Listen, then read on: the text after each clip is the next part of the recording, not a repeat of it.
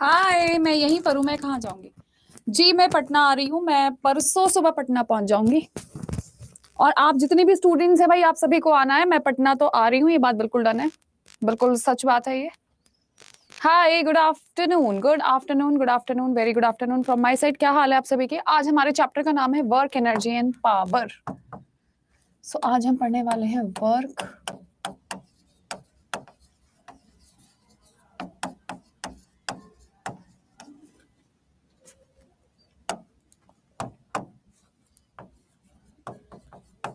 कार्य, ऊर्जा, शक्ति।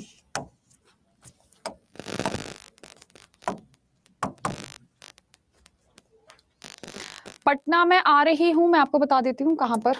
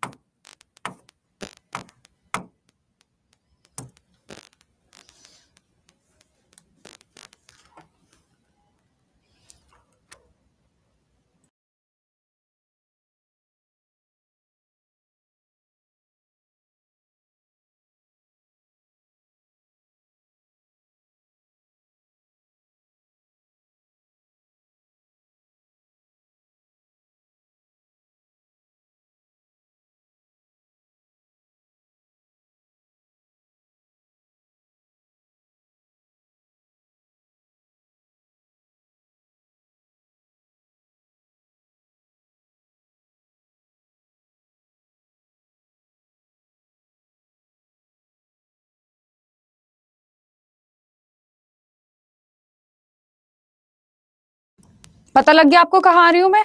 तो आप जितने भी स्टूडेंट्स हैं सभी के सभी जरूर आइएगा। आपसे एक बार मुलाकात हो जाएगी। ओके, देखिए जितने भी पटना के आसपास हैं वो जरूर आ जाइएगा।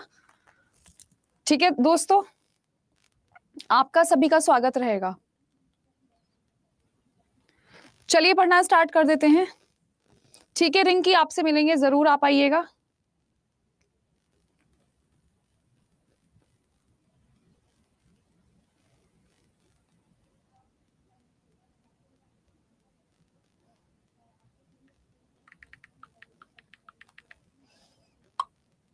ठीक है, जो आ पाएगा, अदर स्टेट वाले भी मैम। हाँ, जिसको आना है आ सकता है, जिसके पास पटना हो।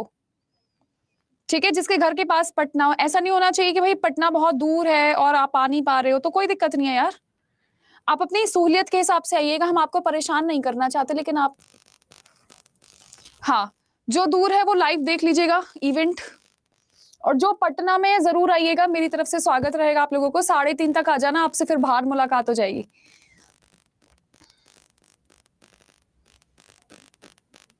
ओके, और जिसको आना है वो एक बार मुझे इंस्टाग्राम पे या टेलीग्राम पे मैसेज कर दे एक बार मुझे, ताकि मैं पूछ सकूं कि जो लोग दूर है उनके लिए कुछ व्यवस्था है अड्डा की तरफ से कि नहीं है। एक बार मैं पूछ लूंगी, आप मुझे बता दीजिएगा कि आप लोग कितनी कितनी दूर से आ रहे हैं। ठीक है, तो एक बार आप मुझे इंस्टाग्राम पे मैसेज कर दीजिएगा। अभिजीत जरूर आएंगे, आप बुलाएंगे तो क्यों नहीं आएंगे। देखिए, सबसे पहले मैं अब आपसे बात करूंगी किस चीज के बारे में, आपसे वर्क के बारे में बात करूंगी कि वर्क क्या होता है। तो वर्क का मतलब होता है आप लोगों का फोर्स इनटू डिस्प्लेसमेंट।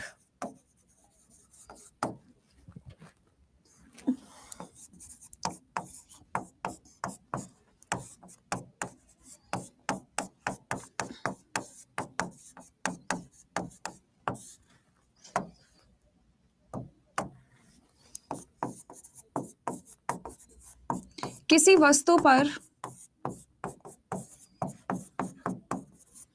बल लगाने से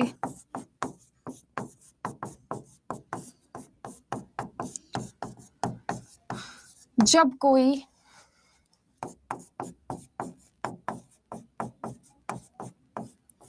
विस्थापन होता है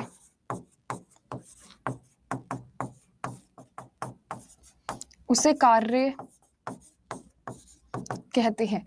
जैसे मैंने किसी चीज को धक्का दिया है, तो मैंने अगर उसे धक्का दिया है तो मैंने उस पर कोई फोर्स लगाया है। ठीक है मेरे प्यारे दोस्तों, और मेरे धक्का लगाने से उस चीज को थोड़ा सा वो आगे की तरफ बढ़ी है। तो यानी वो मेरे द्वारा किया गया कार्य है, वो मेरे द्वारा किया गया कार्य है, बात ध्यान रखना। आशीष सर और सोलंकी सर के साथ ही आ रही हूं मैं, तो आप ये ध्यान रखना, कार्य, ऊर्जा और शक्ति। तो यानी किसी वस्तु पे मैंने बल लगाया और बल लगाकर मैंने इसको आगे की तरफ खिसका दिया, तो उस चीज को हम लोगों ने कार्य बोला है, उस चीज को हमने क्या बोला है, कार्य बोला है। Kirti thank you so much, so love to see you there. हम सुबह पहुंच जाएंगे 9-10 बजे, तो यू कैन कॉन्टेक्ट मी। मैं पटना जाकर एक बार इंस्टा लाइव आऊंगी, आप जितने बच्चे आसपास होइएगा जरूर आइएगा, ठीक है। चलिए मैं साइड हट जाती हूँ, पहले हिंदी वाले लिख लो, इंग्लिश वाले बाद में लिख लेना।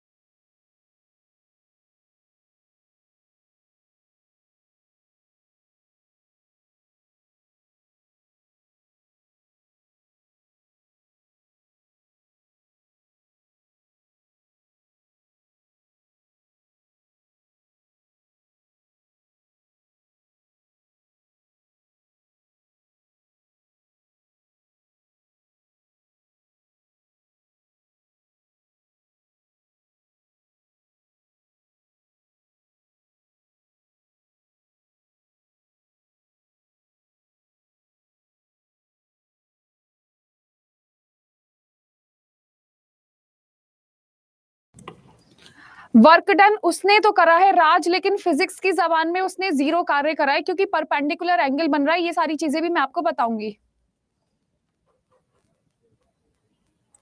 अच्छा ओके, नहीं दिल्ली से है मैम, हम तो शायद दिल्ली से ही हैं। हाँ मैं दिल्ली से ही हूँ यार, नहीं नहीं मैं हूँ उत्तर प्रदेश से, लेकिन मैं रहती गुड़गांव में हूँ, दिल्ली में हूँ, तो कोई दिक्कत नहीं है। हाँ भाई लिट्टी चोखा कौन लेकर आएगा, वो तो आपको डिसाइड करना है ना, मैं तो खा लूंगी, मुझे कोई दिक्कत नहीं है। तो मेरे ख्याल से आप लोग लिख चुके हैं ये। धर्मेंद्र रुक जाओ मेरे दोस्त, मैं यहाँ पर हूँ। ये धर्मेंद्र मेरे सीटेट का बच्चा है, तो मैं यूँ ना एक बार में बहुत बुरी लग रही थी, तो धर्मेंद्र ने कहा आज अच्छी नहीं लग रही हो आप देखने में। तो इनके बैच में तो मैं तैयार होकर जाती हूँ अच्छे से। चलिए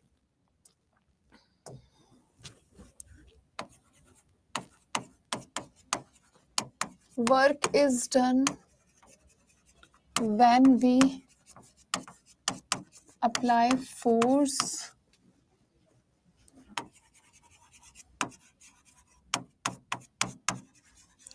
displaced an object, displaced an object, ये बात ध्यान रखना, ठीक है। हाँ तरुण मैं तुम्हें भी पहचान गई। इसको हम लिखते हैं W is equals to F dot S, ठीक है। W is equals to F S cos theta, ध्यान रखना। तो वर्क डन का आपका जो फाइनल फॉर्मूला आता है वो आता है W is equals to F dot S, W is equals to F S cos theta. अब हम यहाँ पर पढ़ने वाले हैं, आप लोग हमेशा और हमेशा ध्यान रखिएगा कि मैं कुछ भी, मैं खड़ी हूँ, कोई मुझे आकर धक्का दे दे, मैं नीचे गिर जाऊं, तो वो भी क्या है, उस बंदे ने कार्य करा है, मुझ पे फोर्स लगाया है, उसने मुझे मेरी जगह से हटा दिया, तो वो क्या करा है, उसने कोई ना कोई कार्य करा है। दूसरी सबसे बड़ी बात है, आप लोग हमेशा ध्यान रखिएगा, आपका कार्य ऋणात्मक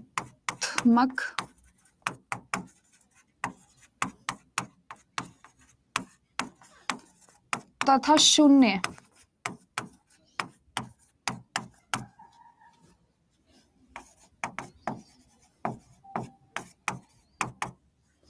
ये बात ध्यान रखिएगा।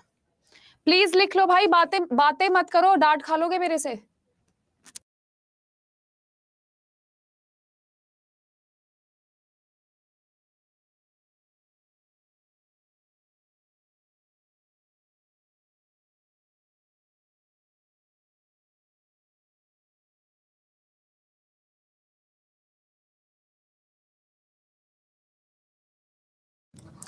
आप दरभंगा से हैं मैम, क्या पूछा है आपने बबीता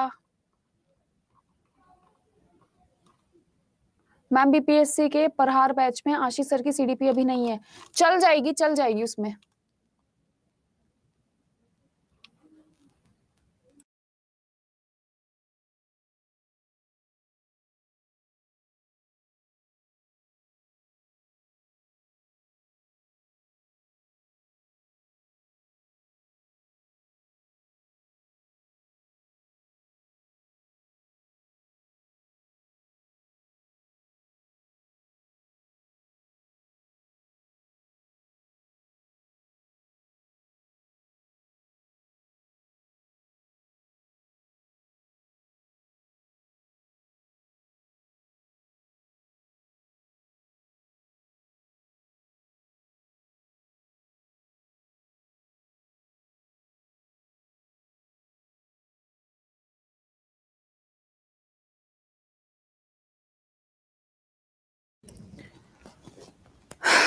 ठीक है, अभी मैं आपको बताती हूँ, सारी की सारी चीजें बताऊंगी, मुझे लिखने तो दो। इंग्लिश वाले स्टूडेंट्स जरा यहां पर लिखिए कि work done can be positive, negative और जीरो। पॉजिटिव, नेगेटिव और जीरो। इंग्लिश वाले स्टूडेंट फटाफट से लिख लो। Priyanka, I think I already define this topic before. ये आपकी दूसरी स्लाइड है, पहली स्लाइड ये है नहीं, ये टाइम पर डिपेंड नहीं करता। इंग्लिश वाले स्टूडेंट्स ने लिख लिया? हाँ जी भाई, इंग्लिश वाले स्टूडेंट्स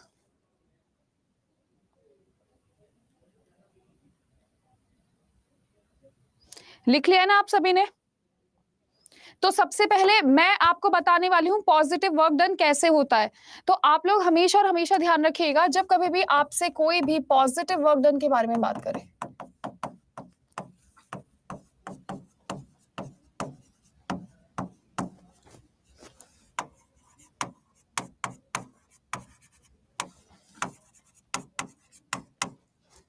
आप लोग हमेशा ध्यान रखना, जिस दिशा में फोर्स लग रहा होगा उसी दिशा में अगर डिस्प्लेसमेंट हो जाए तो मजा आ जाए।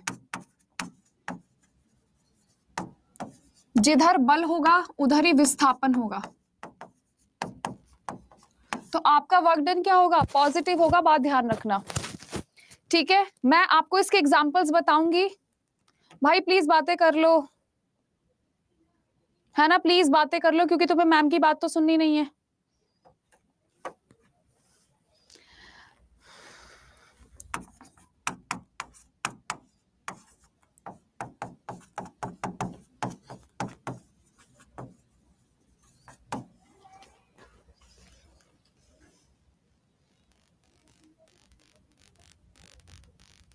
ठीक है,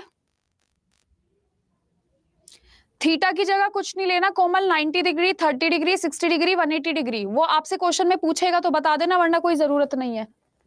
तो सभी के सभी स्टूडेंट्स को मैं पहले लिखवा देती हूँ, उसके बाद मैं आपको एग्जाम्पल बता दूंगी। जैसे किसी चीज को धक्का देना, तो वो सारे एग्जाम्पल्स इसमें आते हैं। जैसे कि आप मुझे धक्का दे दो, जैसे कोई बच्चा खड़ा है, मैं उसको धक्का दे दूं, वो अपनी जगह से नीचे गिर जाए, तो ये पॉजिटिव वर्क डन है।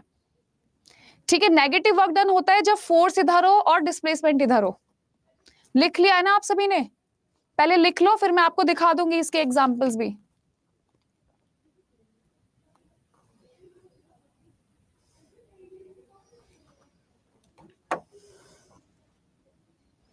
नुसरत, आपकी क्लास के बाद पीडीएफ मैं आपको प्रोवाइड करवा देती हूँ। सेकंड नंबर पे होता है आप लोगों का नेगेटिव वर्क डन।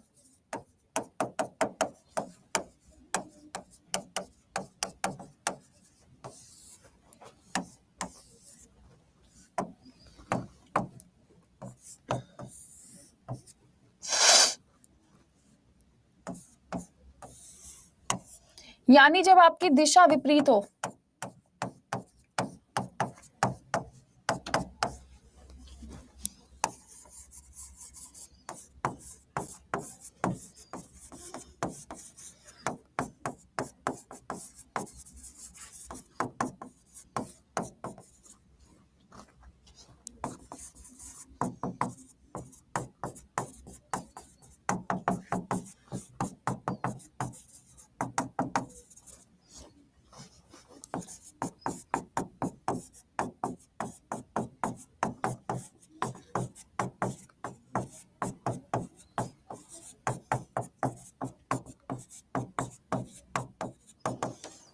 ठीक है, जब दोनों विपरीत दिशा में होते हैं। सुहानी, आपका पूरा फॉर्मूला है कॉस थीटा, आपको इतना याद करने की जरूरत नहीं है, आपको सिर्फ इतना याद रखना है, एफ डॉट एस। मेरे प्यारे दोस्तों, हम डिस्प्लेसमेंट को एस और डी लिख सकते हैं। कहीं कहीं कहीं किताबों में एस लिखा हुआ है और कहीं कहीं किताबों में डी लिखा है। डी का मतलब डिस्प्लेसमेंट और एस का मतलब भी डिस्प्लेसमेंट होता है। तो आपकी इच्छा के ऊपर निर्भर करता है कि आप डी लिखना चाह रहे हो डी लिख लो, एस लिखना चाह रहे हो एस लिख लो, कोई दिक्कत नहीं है। रितेश, मुझे मेरे हिसाब से पढ़ाने दीजिए, मैं आपके हिसाब से नहीं पढ़ाऊंगी। और क्वेश्चन प्रैक्टिस करनी है तो सोनू सर की क्लास में चले जाओ, पहले दिन से बोल रही हूँ।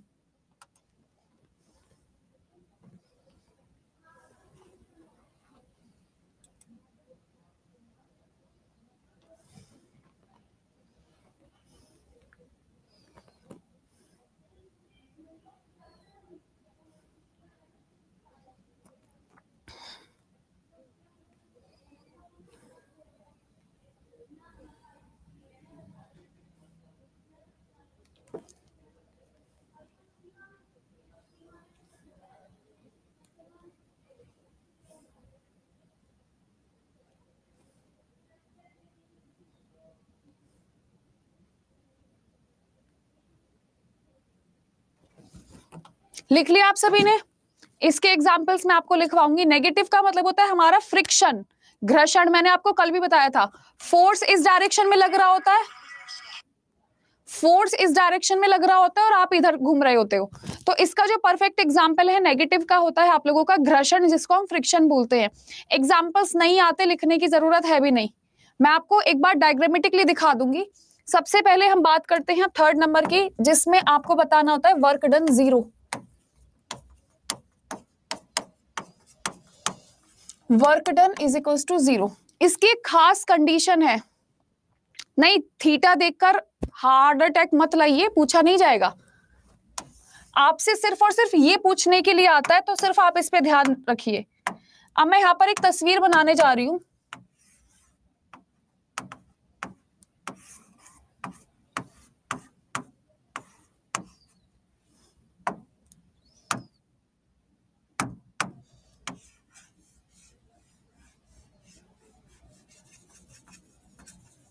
ये बेचारा आपका बड़ा परेशान सा कूली है। ये परेशान इसलिए क्योंकि इसने अपने सर पे ना बैग रख रखा है। ठीक है, ये क्या है आपका कुली है, होते ना ट्रेन पे कुली। अरे रवि बता तो दिया एग्जाम्पल इसका, घर्षण फ्रिक्शन, और कितनी बार बताऊं? 4 बार रिपीट कर दिया, सुनते नहीं हो तुम? परेशान कर रखा है, बता दिया है मैंने 4 बार, फ्रिक्शन फ्रिक्शन, फिर भी आप लोग ध्यान रखना। इस केस में वर्क डन क्या है आप लोगों का? 0 है। क्यों 0 है? क्योंकि इसमें थीटा की वैल्यू क्या हो गई? 90 डिग्री। तो work is equals to F S cos 90, और एफ एस की मल्टीप्लाई हमने 0 में करी, तो वर्क डन हमारा क्या हो गया? 0 हो गया। आप लोग हमेशा और हमेशा ध्यान रखना इस चीज को कि जब कभी भी आपसे बोला जाए इस चीज के बारे में कि कोई इंसान है, अगर मैं हूं, गधा है, कुली है, कोई भी जिसके सर पे बोझा रखा हो, और बोझा रखने के बाद 90 डिग्री का एंगल बन रहा हो, स्ट्रेट लाइन जा रही हो, 90 डिग्री का एंगल बन रहा हो सर पे, तो हमेशा वर्क डन 0 होगा। तो हमेशा लिख लीजिए यहां पर, when angle is 90 degree, work done is always 0।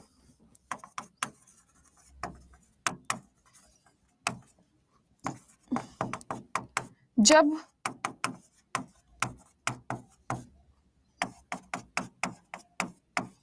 तो कार्य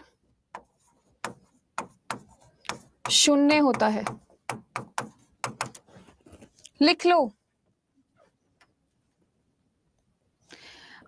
कीर्ति मैथ्स वाले सर से पूछना, कोस और टेन की टेबल होती है, मैं आयुष सर बता देंगे, एक बार आपको पूरी टेबल लिखवा देंगे, पूरी मुझे याद नहीं क्योंकि मैं मैथ्स से नहीं हूं।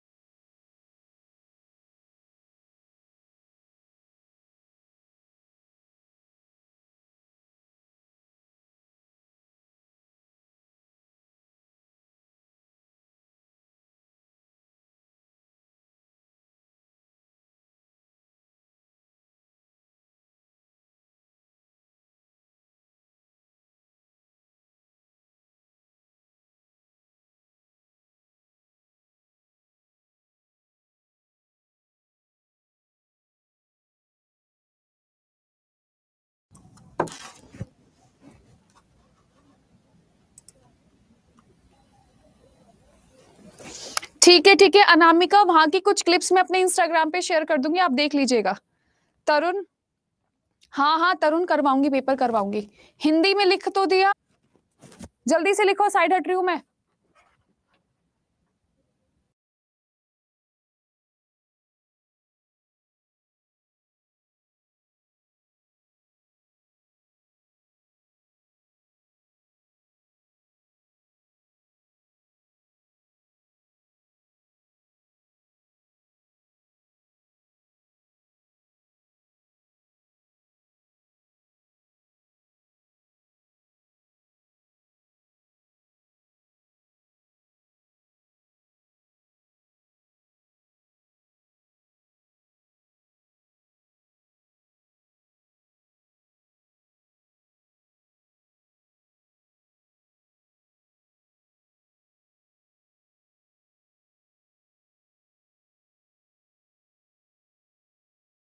बायोलॉजी का कौन सा क्वेश्चन करवा दूं मैं? बायोलॉजी का लिंक क्वेश्चन है आंसर का मैम। प्रमोद किसकी बात कर रहे हो? मुझे भी लग रहा है कमेंट ऑफ करने ही पड़ेंगे। जल्दी से बताओ क्या पूछ रहे हो आप। हो गया?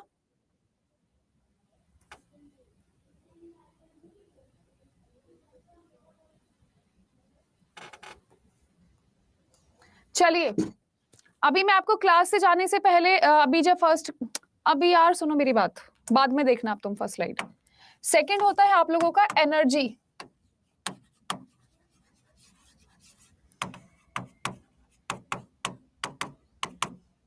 एनर्जी कौन डिफाइन कर सकता है आप में से? अगर मैं बोलूंगी मेरे अंदर एनर्जी कम है, नहीं उसका यूज नहीं है। एनर्जी, कार्य करने की क्षमता को हम लोग क्या कहते हैं? एनर्जी कहते हैं। ठीक है, कार्य करने की क्षमता को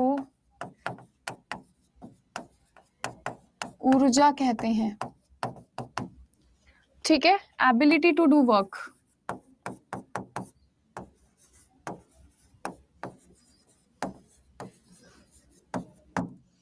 तो आपके जो कार्य करने की क्षमता होती है उसको हम क्या बोलकर चलते हैं? एनर्जी बोलकर चलते हैं। Very good, very very good.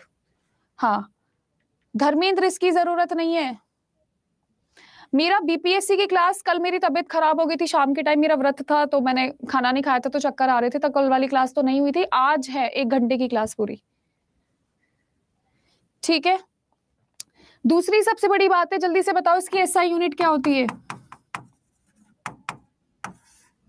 Energy को आप किस चीज में नापोगे?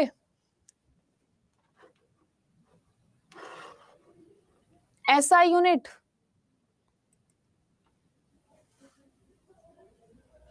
लूसेंट से पढ़ने की जरूरत नहीं है कीर्ति। मैंने आपको बोला है जनरल पेपर इतना ही आसान आएगा, इससे मुश्किल नहीं आएगा आपका जनरल का पेपर।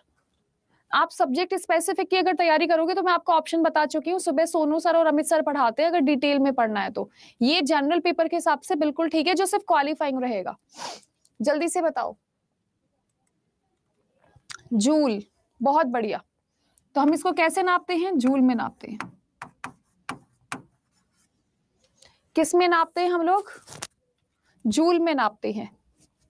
ऐसा यूनिट जूल, JOULE होता है जूल, ठीक है, जूल नहीं होता JOOL।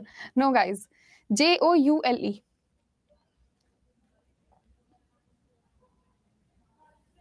ठीक है,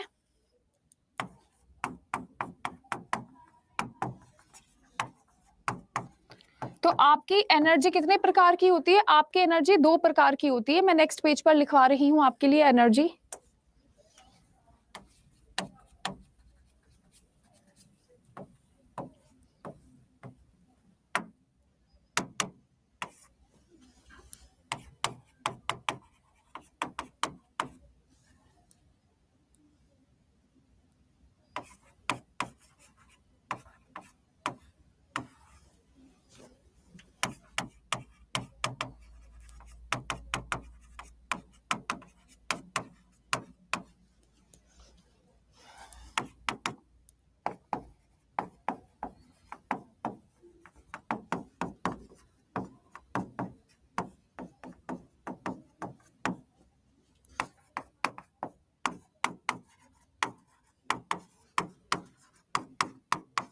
आप लोग हमेशा ध्यान रखना, जितनी भी मूविंग ऑब्जेक्ट्स होते हैं, जैसे मैं एक जगह पर खड़ी हूं, ठीक है, जब मैं एक जगह पर खड़ी हूं तो मेरे अंदर कौन सी एनर्जी? पोटेंशियल। अगर मैं चलना स्टार्ट कर दूं ऐसे और ऐसे, मेरे अंदर कौन सी एनर्जी आ जाएगी? मेरे अंदर आ जाएगी आप लोगों की काइनेटिक एनर्जी।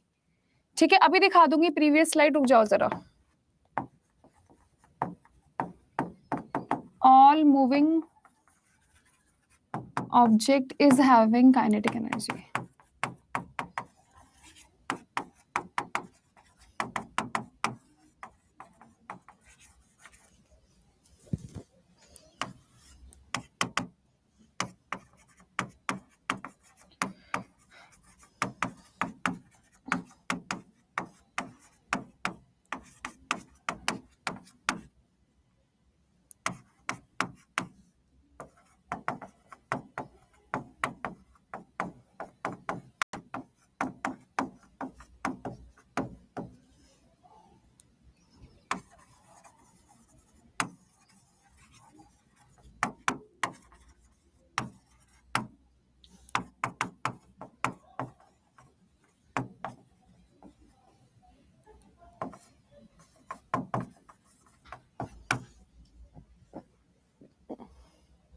हाँ, स्थायी को क्षैतिज ऊर्जा भी कहते हैं दोस्तों। मुझे स्थायी याद था तो मैंने स्थायी लिख दिया। मैं साइड हट रही हूँ, फटाफट लिख लो।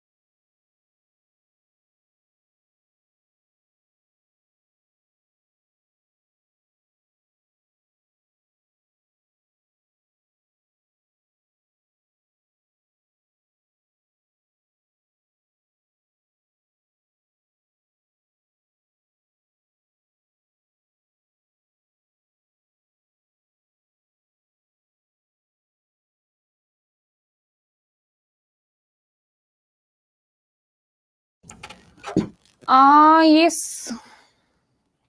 मैडम, ईंट पत्थर में पोटेंशियल एनर्जी होती है। वाह चिरंजीव, बादल जीत लिया तुमने। क्या एग्जाम्पल बताया है। डन ना। सबसे पहले मैं आपसे यहाँ पर काइनेटिक एनर्जी की बात करूंगी। काइनेटिक एनर्जी का फॉर्मूला होता है हाफ एम वी स्क्वायर, जहां पर एम होता है आपका मास और वी होता है आप लोगों की वेलोसिटी।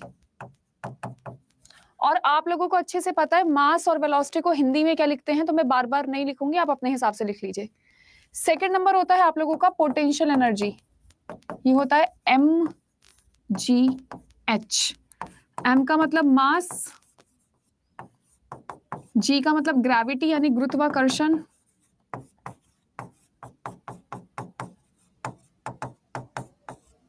एच का मतलब हाइट। तो आपसे एक क्वेश्चन पूछने के लिए आता है कि आपके घर पे जो टैंक रखा होता है उसके अंदर कौन सी एनर्जी होती है। आपसे कई बार पूछा गया है कि भैया आपके घर पे जो टैंक रखा हुआ है जिसमें पानी भरा हुआ है, टंकी वाला, उसमें कौन सी एनर्जी होती है, जल्दी से आप लोग बताइए मुझे।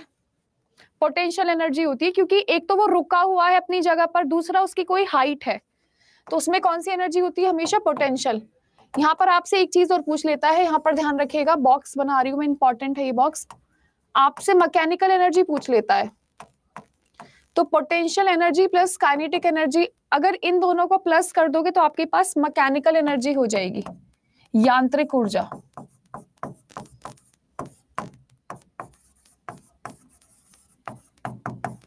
कभी कभी आपसे पूछ लेता है कि यांत्रिक ऊर्जा का फॉर्मूला क्या है, तो आपको पता होना चाहिए मैकेनिकल एनर्जी जब हम पोटेंशियल एनर्जी को प्लस काइनेटिक एनर्जी को जोड़ते हैं, प्लस करते हैं।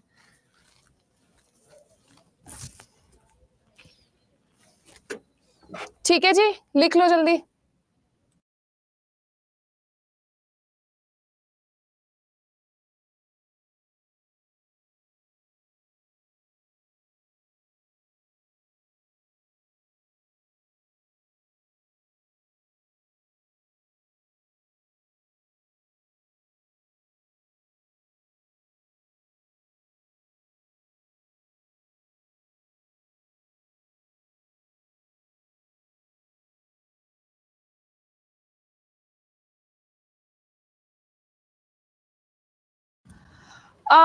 हाँ, टैंक प्लस वाटर में मैकेनिकल एनर्जी, वेरी गुड। अलग से नोट लिखेंगे, हाँ हाँ अलग से लिखना है कीर्ति, और क्या, तभी तो लिखवाया है मैंने आपको। कीर्ति, आराम से बैठने के लिए थोड़ी बताया है मैंने, लिखो इसको बैठकर जल्दी।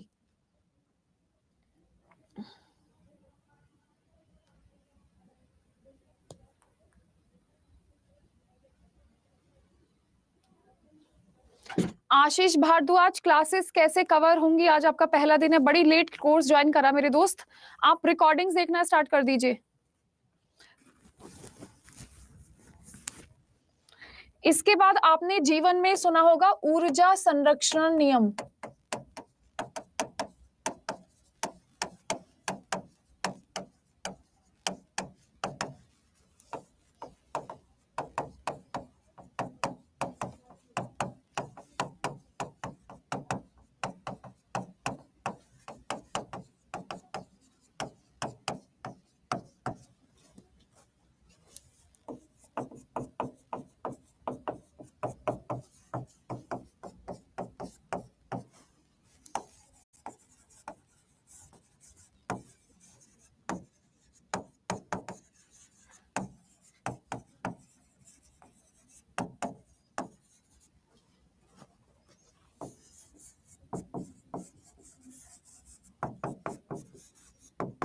This is law of energy conservation. This is law of energy conservation.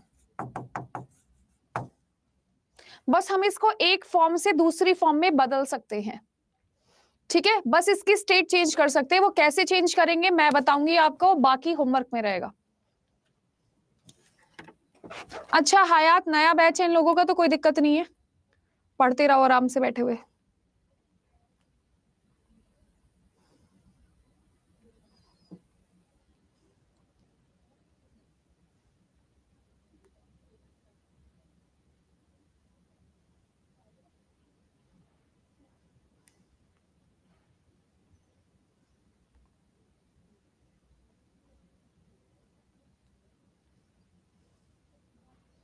पूछ लो भाई, पूछ लो क्या पूछना है.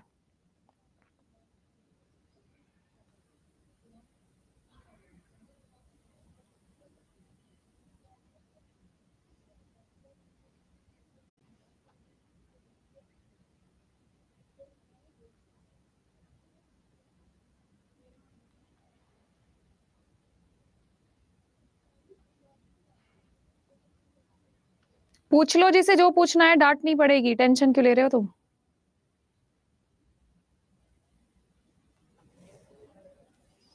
आज का कंप्लीट हो जाएगा तो फर्स्ट स्लाइड दिखा दूंगी. भाई रुक जाओ प्रशांत, मैं बताऊंगी इस पे क्वेश्चन कैसे आएंगे. एक बच्चे का आंसर पूरा होने दिया करो, सारे एक साथ मत पूछा करो.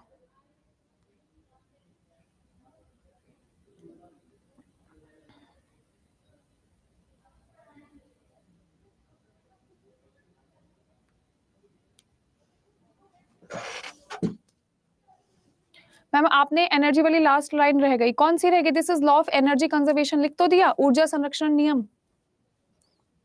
जल्दी से लिख लो भाई, यू आर वेरी लेट.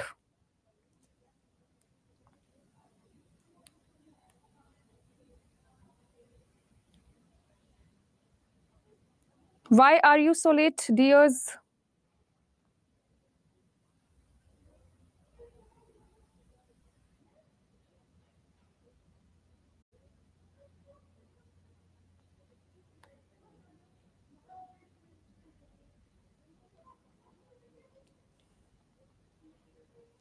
हो गया.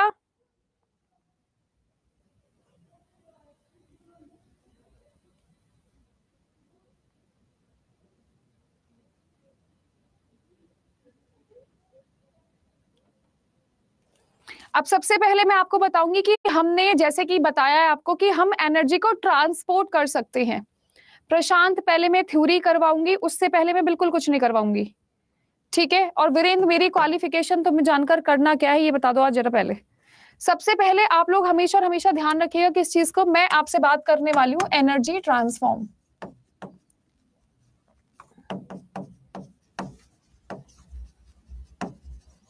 तो सबसे पहले आप मुझे बताएंगे मोटर के बारे में, दूसरे नंबर पे आप मुझे बताएंगे स्पीकर के बारे में, कौन सी एनर्जी किस में तब्दील हो जाती है, बदल जाती है.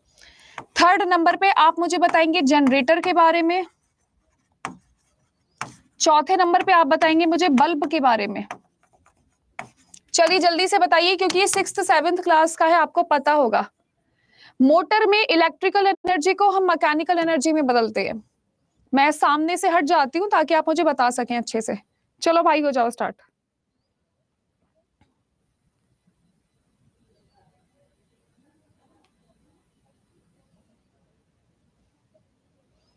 स्पीकर में होता है इलेक्ट्रिकल एनर्जी को हम साउंड में बदल देते हैं. Very good. मोटर में इलेक्ट्रिकल से काइनेटिक. अच्छा ऐसे मत बताओ, ऐसे मत बताओ यार, एक एक एग्जांपल करके बताओ. जनरेटर में mechanical to electrical, perfect. Bulb में जो आपके जीवन में रोशनी करे, घूम रहा है. देखिए स्पीकर में होता है इलेक्ट्रिक से sound energy. Very very good. तो हम दूसरा कलर ले लेते हैं. जनरेटर बताओ जल्दी, जनरेटर बताओ. वेरी वेरी गुड प्रशांत, बिल्कुल सही बताया है आप लोगों ने. जनरेटर में मैकेनिकल एनर्जी को किस में बदलते हैं हम लोग, बल्ब में. बताओ इलेक्ट्रिक को हम रोशनी में बदलते हैं, तो electric to light. Who will tell me the generator. Mechanical to electrical, आप लोग हमेशा ध्यान रखना मोटर और जनरेटर एक दूसरे का रिवर्स होता है, ठीक है। मोटर और जनरेटर एक दूसरे का रिवर्स होता है, तो हम इसमें हमारी मैकेनिकल एनर्जी को इलेक्ट्रिकल एनर्जी में चेंज कर देते हैं।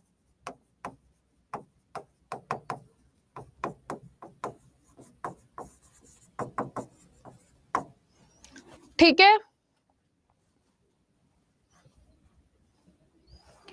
इलेक्ट्रिक को बोलते हैं विद्युत ऊर्जा,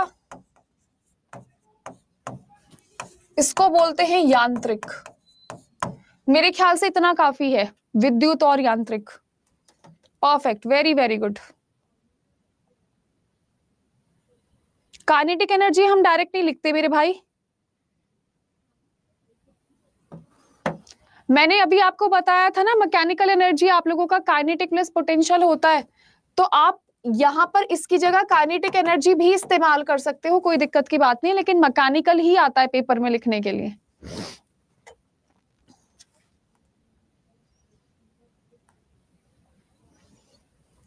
आप में से कितने स्टूडेंट है जो मुझे रेडियो के बारे में बता सकते हैं, रेडियो में क्या होता है? रेडियो जिसे हम गाने सुनते हैं।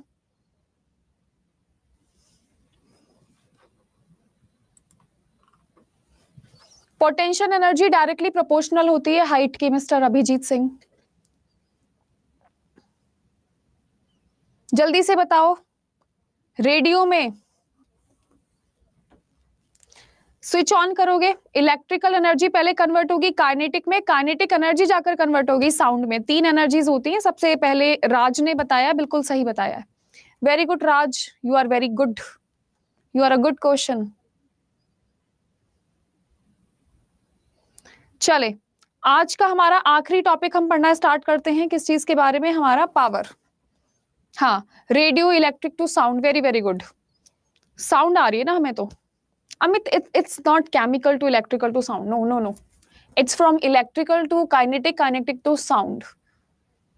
चले, अब हम अपना लास्ट का टॉपिक पढ़ते हैं जिसका नाम है आप लोगों का पावर, शक्ति। जल्दी से बताओ, ये होता है हमारा वर्क अपॉन टाइम।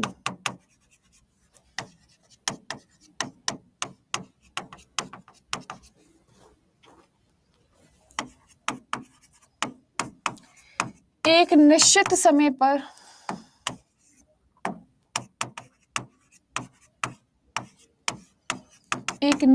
समय पर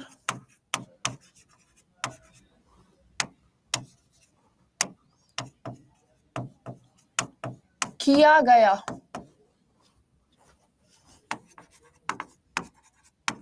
कुल कार्य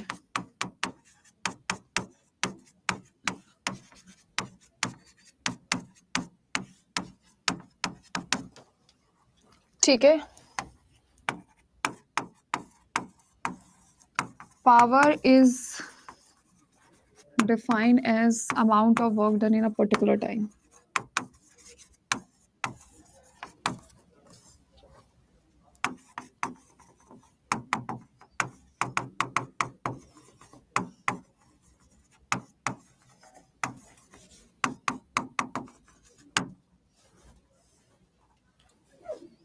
एग्जैक्टली,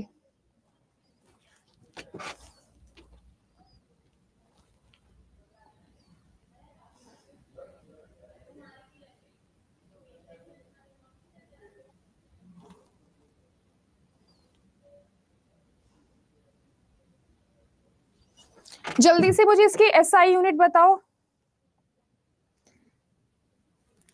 आप मुझे कौन बताएगा इसकी एसआई यूनिट क्या होती है? वाट, वेरी वेरी गुड, बहुत बढ़िया। मैं एसआई यूनिट भी इधर लिख देती हूँ, इसकी एसआई यूनिट इज वाट। ठीक है, तो इसको हम लिखते हैं जूल, इसको हम लिखते हैं सेकंड। तो कभी कभी पावर आपसे पूछ लेता है 1 वाट, ठीक है, तो 1 वाट, 1 मत लिखो, वाट लिख लो सिर्फ। तो वाट कितना होता है आप लोगों का? Joule upon second. है ना। जूल अपॉन सेकेंड को हम लोग वाट बोलते हैं। इसमें बस इतना करना है, फालतू नहीं पढ़ना है। इसका एक फॉर्मूला और होता है, P = VI, है ना। एक ये लिख लो और एक ये लिख लो, P = VI।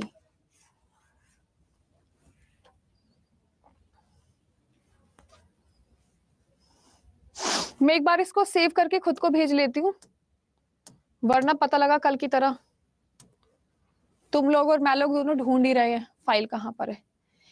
1 हॉर्स पावर 746 वाट होती है। मैंने लिखवाया था, नहीं लिखवाया था कल अभी। 1 हॉर्स पावर 746 वाट के बराबर होती है। तो हम इंजन की जो क्षमता होती है 1 हॉर्स पावर में चेक करते हैं कि कितना भारी इंजन है कि नहीं है।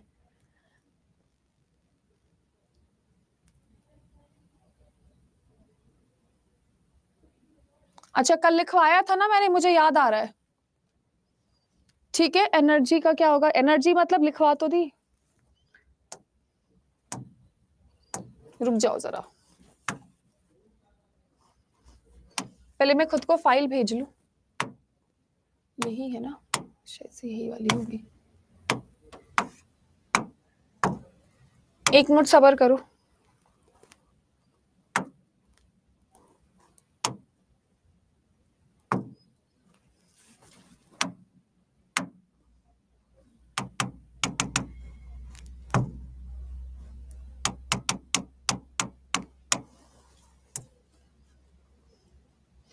सबसे पहले आप जितने भी स्टूडेंट्स हैं, ये रहा एक्सप्रेशन आपका। आप पूछ रहे थे ना मैम कैसे आया। सबसे पहले वर्क अपॉन टाइम, वर्क को हम फोर्स इंटू डिस्प्लेसमेंट लिख सकते हैं। डिस्प्लेसमेंट को हम क्या लिख सकते हैं? डिस्प्लेसमेंट को हम वेलोसिटी लिख सकते हैं। तो आपका एक फॉर्मूला आपका यहां से बन गया। सबसे पहले आप ध्यान रखो, यहां पर हम बल इंटू विस्थापन बटा समय, ये आपका बल, इस पूरे को हम वेग लिख सकते हैं। तो ये रही आपका वेग, ये रहा आपका फोर्स, ये रही आपकी पावर। P = V.I। I इधर रिप्रेजेंट करेगा फोर्स को और V इधर करेगा वेग को।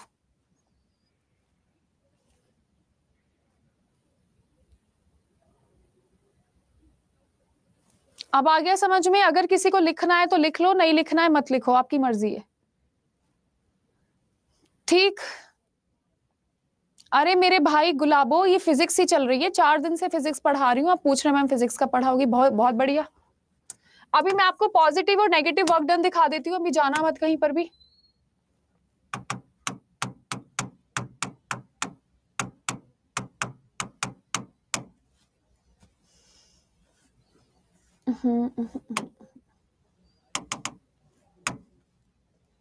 जितने भी स्टूडेंट्स हैं आपका पॉजिटिव वर्क डन देख लो। जैसे कि मैंने आपको बताया है पॉजिटिव वर्क डन।